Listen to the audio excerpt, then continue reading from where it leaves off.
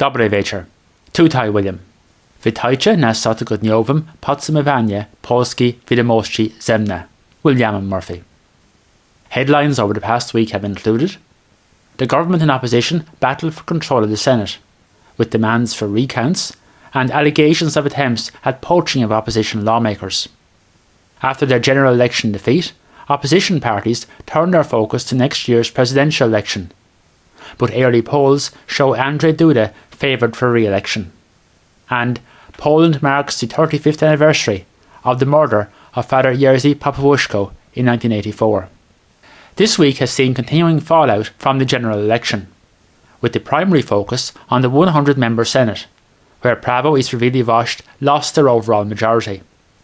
With the governing party having 48 seats, plus one pro-Prawo i Sprawiedliwość independent, there have been allegations of unsuccessful attempts to get opposition senators to defect. The outgoing Marshal of the Senate, Stanisław Karczewski, said publicly that his door is always open. However, with the failure to date to lure any defectors over to their side, Prawo i Sprawiedliwość on Monday went to the Supreme Court to seek a recount of votes in 6 constituencies it lost by narrow margins, citing a high number of invalid votes, greater than the winning margin. The opposition the next day challenged the results in 3 Senate constituencies won by the government, citing technical irregularities. Platforma Obywatelska leader Grzegorz Skitsnia has spoken with a representative of the OSCE in Poland and called for the body to monitor any recounts. In Poland, similar to Ireland, the upper house can delay legislation passed by the lower house, but not ultimately block it. The opposition has also pointed out that the chamber of the Supreme Court that will rule on the recount requests includes judges appointed under the government's controversial judicial reforms. The Supreme Court has up to 90 days to rule on the validity of elections. The new Parliament will convene for its first session on November 12th. Within the ruling United Right, the main political headache for Prime Minister Mateusz Morawiecki looks to be the position to offer the ambitious Justice Minister, Zbigniew Ziobro. Ziobro himself had expressed a preference for Jarosław Kaczyński as Prime Minister, given the stiff challenges the new government will face. Meanwhile, there are indications that the ruling bloc is growing increasingly tired of the controversy surrounding Marian Banish, the former finance minister and current president of the Supreme Audit Office, the most important supervisory body in Poland. He returned to work on Tuesday, following the completion of an investigation into his personal assets declaration, arising from which there are still apparently matters to clarify. Opposition lawmakers say they plan to report the matter to the prosecutor's office. There is speculation the law could be changed to amend the current non-removable status of the position of President of the Supreme Audit Office. A new opinion poll was released last Friday, showing potential matchups between incumbent President Andrzej Duda and various opposition candidates in next year's presidential election. It showed Małgorzata Kidawa-Błońska, buoyed by her standing as Koalicja Obywatelska's recent prime ministerial candidate, and by winning the largest individual number of votes for the same, running him closest. Duda led Kidawa-Błońska 48% to 42% in a potential second-round ballot matchup. The poll showed Duda leading Donald Tusk, the outgoing president of the European Council, by 51% to 40%. He led other potential opposition candidates by even wider margins, with a 53% to 38% lead over Władysław Kosiniak-Kamysz, a 52% to 37% lead over Warszawa Mayor Rafał Trzaskowski, and a 56% to 35% lead over Robert Biedron. Donald Tusk hasn't confirmed his interest in reviving his career in Polish domestic politics, but in an interview stressed the importance of opposition unity and of fielding a candidate with the potential to appeal to voters who would otherwise support Prawo i Sprawiedliwość. It's been reported that Tusk may be set to take over as leader of the European People's Party upon completion of his term as President of the European Council. A decision will be made at a meeting of 700 delegates from the constituent national parties in Zagreb on November 20th. Tusk has been nominated for the position by Platforma Obywatelska. On Monday, it was revealed that the Warszawa District Prosecutor's Office has declined to open a formal investigation into the so-called Srebrne Towers affair, involving claims made by the Austrian businessman Gerald Bergfellner against the Prawo i Sprawiedliwość chairman Jarosław Kaczyński.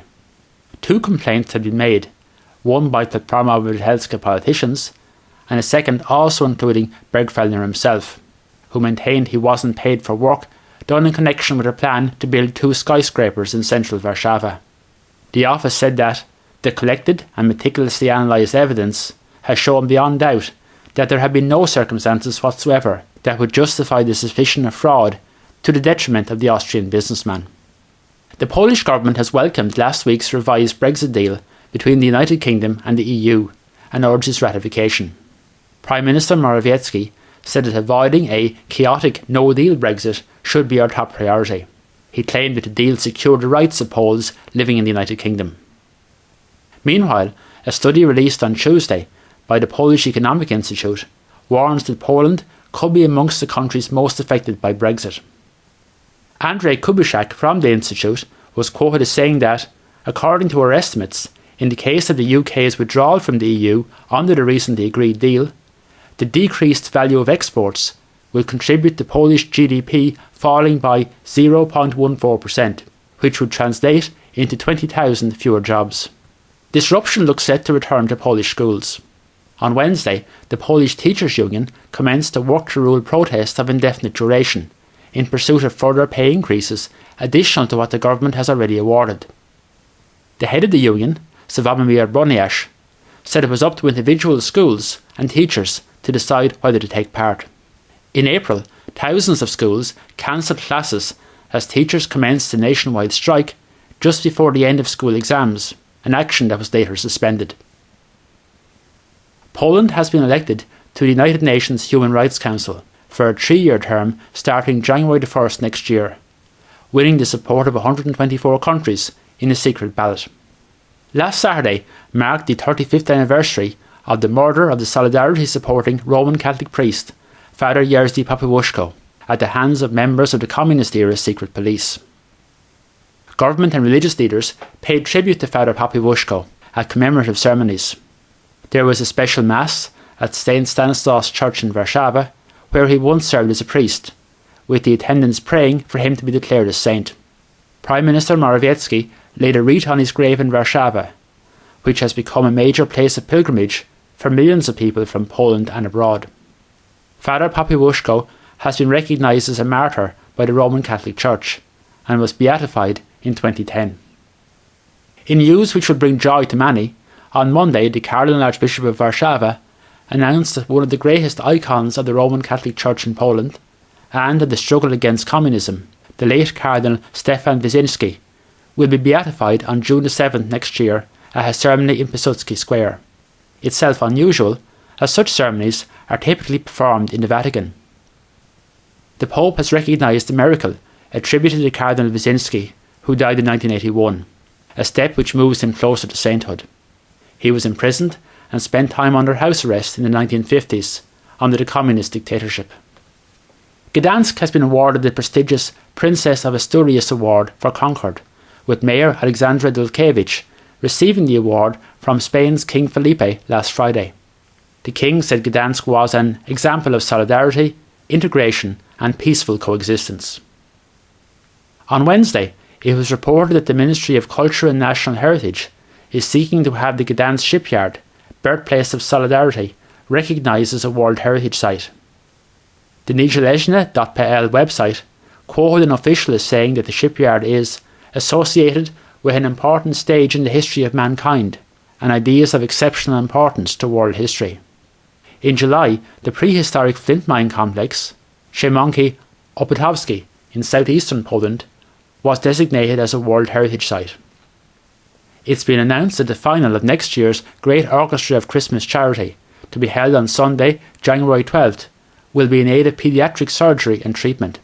Great Orchestra of Christmas charity are looking to raise funds to ensure the highest standards of diagnostics and care in paediatric surgery and treatment. The motto is "Wind in our sails." I'm sure that Polish communities around the world, including in Ireland, will be participating. Finally, warmest congratulations to the Polish folk dance group Koniczyna on their wonderful 10th anniversary concert in Liberty Hall Theatre last Saturday evening, which was attended by the Polish ambassador to Ireland, Anna Szohanska, who highlighted the group's role as Polish cultural ambassadors in Ireland. Tá wszystko na szczęście. sa prasin na Kaleni, Potsam Evania, Tichidjan, Otisame Proje. The Branats.